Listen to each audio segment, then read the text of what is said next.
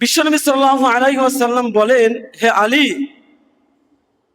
4 দিনার সদকা দিয়ে তুমি ঘুমাবে, 4000 দিনার সদকা দিয়ে ঘুমাবে, 1 খতম কোরআন শরীফ পড়ে ঘুমাবে, জান্নাতের মূল্য দিয়ে ঘুমাবে।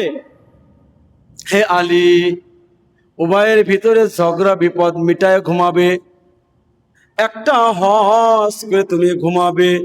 আলী রাদিয়াল্লাহু তাআলা জিজ্ঞাসা করলো বিশ্বনবী কি ইয়া রাসূলুল্লাহ, এটা কিভাবে সম্ভব?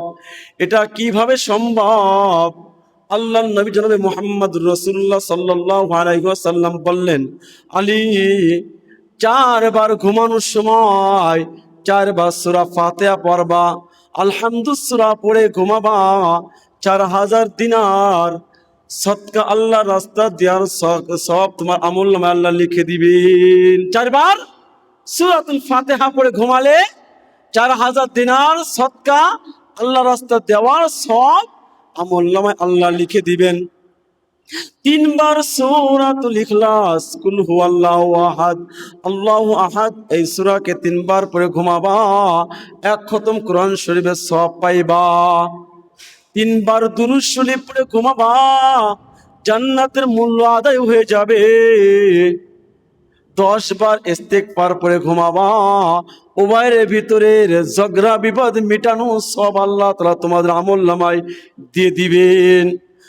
আর 4 বার কালেমায়ে তামজিদ পড়ে ঘুমাবা, একটা কবুল হজের সব তোমার আমলনামায় আল্লাহ তাআলা দিয়ে দিবেন।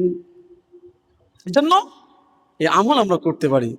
ঘুমানোর সময় ইচ্ছা করলে আমরা, এমন কোন লোক নাই যে সূরাতুল ফাতিহা পারে না।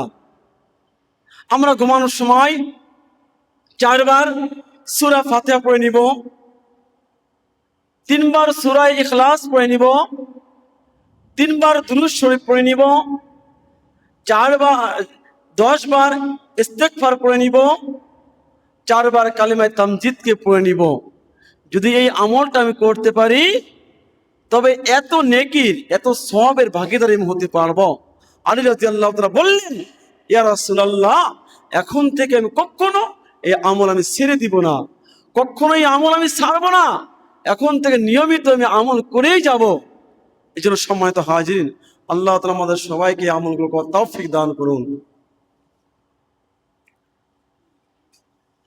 সম্মানিত হাজিরিন,